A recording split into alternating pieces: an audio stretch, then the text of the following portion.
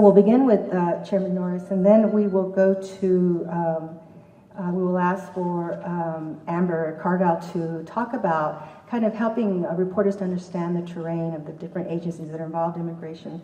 Good morning. Good morning. Is anybody here? Good morning. All right, thank you.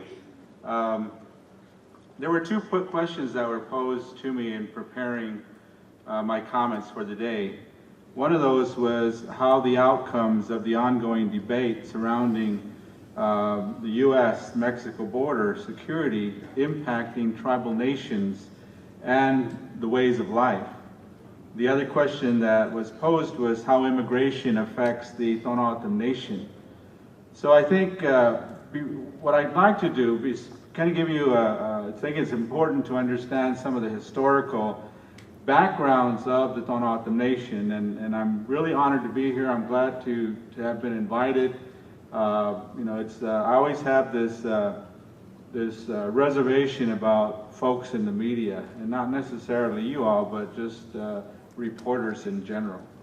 And unfortunately, my experience has been that has formed my opinion that reporters don't report news, they create news to report. As long as they can sensationalize the situation that is going to sell newspapers, then they're going to probably write that story more than some of the other facts that are here. But you know, that's my bias or my pet issue with regards to reporters and the power of the pen. But let me just share with you that I think it's important for us to understand that the Tohono Nation is a pretty significant tribal nation in size. It's 2.8 million square acres of reservation. It has about 75 miles of international border to the south of us.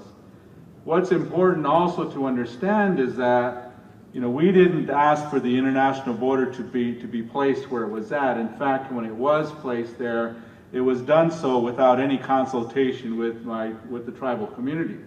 But it is what it is. And what happened was, if you think about the ancestral lands of the O'odham, you'll know that those ancestral lands extend well south of the international border. I've mapped O'odham villages as far south as Hermosillo, Mexico. But most importantly now is that we have about 9 O'odham villages that continue to exist in Mexico. We currently have about 1,500 enrolled tribal citizens living in Mexico, and they're not necessarily because they want to, but because when that international border was set up, that's where they ended up. But we also have about 3,000 potential individuals that may be eligible for citizenship into the O'odham Nation living in Mexico. The O'odham have lived in this region since time immemorial. The O'odham have also have always had a conscious and compassionate and empathetic understanding of the plight of the Mexican national and their efforts to become self-sufficient, their efforts to earn a decent living, take care of themselves, and take care of their families.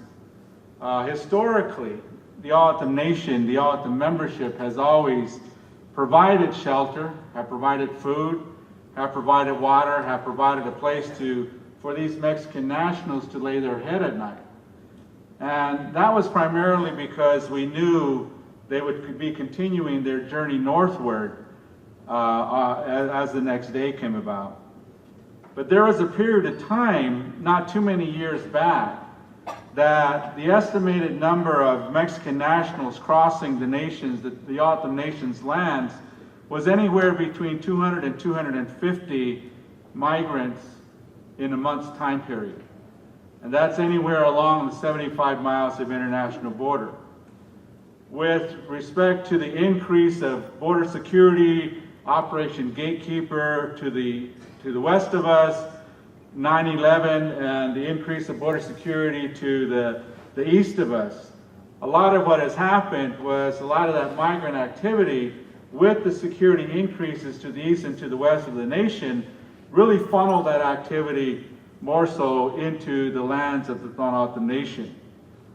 And with that, we estimate there was a point in time not too long ago when the estimated numbers of migrant activity of 2 to 250 a month escalated to about 1,500 migrants crossing the O'odham Nation's lands every single day. And what's unfortunate about that increased activity is that we also had an increase of negative impacts. Today the Border Patrol reports that there are about in 2012, there were apprehensions of migrants totaling 8,682, compared to about 10,924 in 2013. With regards to marijuana seizures, because not only has the increase of migrant activity and people, human cargo smuggling coming across the O'odham Nation's increase, also has increased the trafficking of illegal drugs. More specifically, with regards to marijuana seizures, the Border Patrol reports that there were about 9,741 pounds of marijuana confiscated in 2012 compared to 126,369 in 2013. And those were the apprehensions and the marijuana numbers only from the U.S. Border Patrol. That doesn't include the other federal agents that are on our nation's land that have a responsibility to address immigration as well as illegal drug trafficking and so forth. That doesn't even include the hundreds and thousands of marijuana that's being seized by our own tribal police. So when we talk about some of the negative impacts of the drug smuggling and the human cargo smuggling, there are also those impacts that are having the people themselves, on the O'odham membership themselves. Force many of the members of our tribal community to become reluctant and willing to provide that shelter, to provide that food, to provide that water, to provide that place to stay. Primarily because too many times when we do that, they get overcome by not maybe one or a few or a handful of migrants.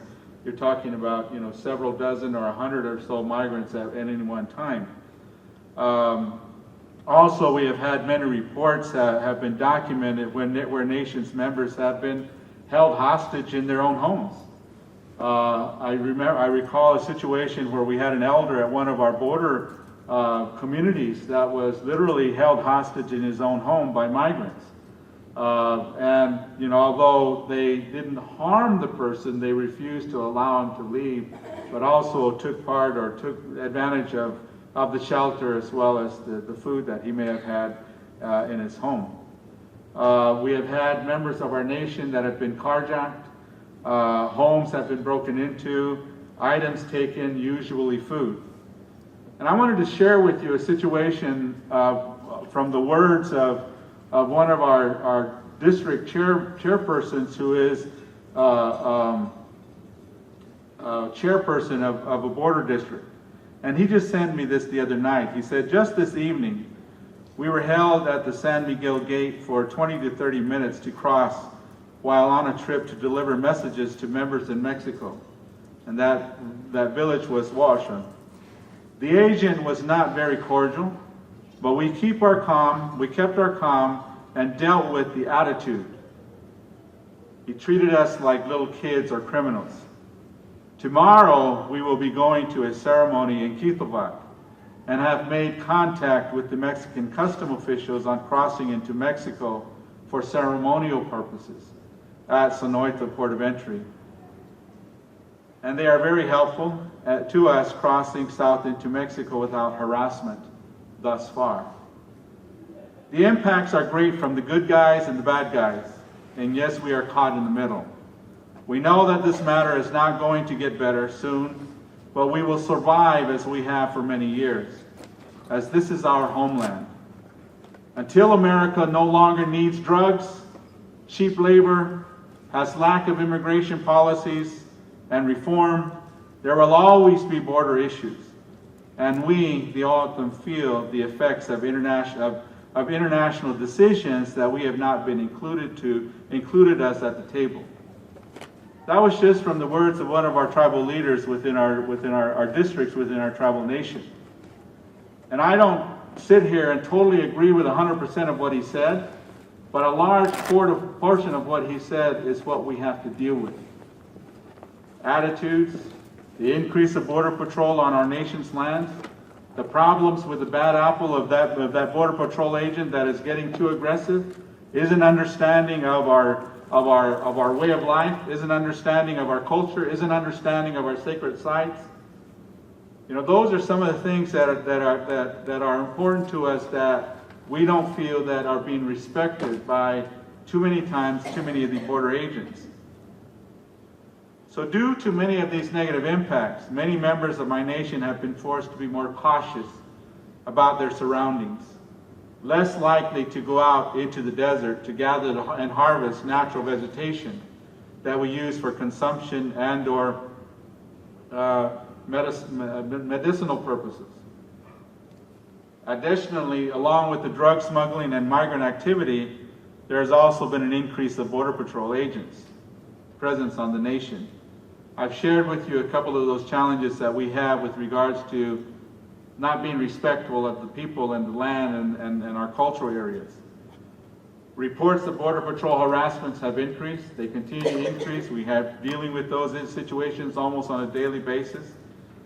But just to kind of close my comments, because I know I'm getting pretty lengthy here, when we talk about sovereignty, and we talk about drones, and we talk about the increase of Border Patrol agents, the nation, although I think we've made, and I believe in my heart, and I believe in our efforts to lead our nation, our tribal nation, we have been able to raise these issues that are concerning to us, but have also been able to be given a lot more consideration than we have, say, 5 or 10 years ago. Although we may not be at the table at every single decision that is being made, we have been invited to that table and have participated in some of the discussions. Unfortunately, some of the discussions that are more critical, those are the discussions that we wished we could have been at before those decisions were made. So we have to protect our sovereignty. It is important, it is critical for us to protect tribal sovereignty. It is important for us and critical for us to be at the table when we talk about immigration reform. And we talk about SB 1070. We talk about dreamers. Regardless of whether or not you think 1070 would have had impact on tribal community, it would have. The fact that we opened this with, with our Piles comments about look at people in their cars and look to see if they look Mexican. Do I look Mexican? Do I, because of my brown skin, or any of us sitting in here, do we look Mexican? I mean, that is really ignorant for someone in that level of leadership to take that approach and say, if they look brown, then if they look Mexican, then we need to deal with it. We have a lot of those kinds of people that are dealing with and trying to make decisions that are affecting our livelihood. Not only the livelihood of the Tohono nation, but the livelihood of many of other people in the state. And we need to be concerned about that. And we need to pull ourselves together, unite, and address those issues that are concerning to us.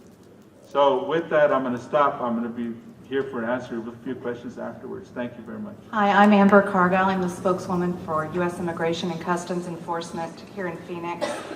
And as Patricia mentioned in her opening comments, ICE is the largest, second largest investigative agency in the federal government and is the principal investigation arm of the Department of Homeland Security. I think it might be useful to talk a little bit about some of the various agencies that are involved in immigration and border security enforcement, but perhaps understanding how ICE was formed will help you understand that. We were created in 2003 through a merger of what used to be the U.S. Customs Service and with elements of the Immigration and Naturalization Service, or INS. ICE now has 20,000 employees, and we have 400 offices in the United States and in 48 foreign countries.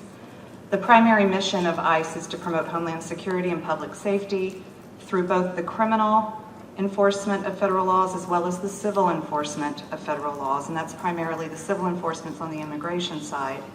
But we cover laws involving customs, involving international trade and immigration, and we enforce more than 400 different federal statutes. Within ICE, we have two primary operational divisions. One is enforcement removal operations, which is basically the enforcement of our nation's immigration laws.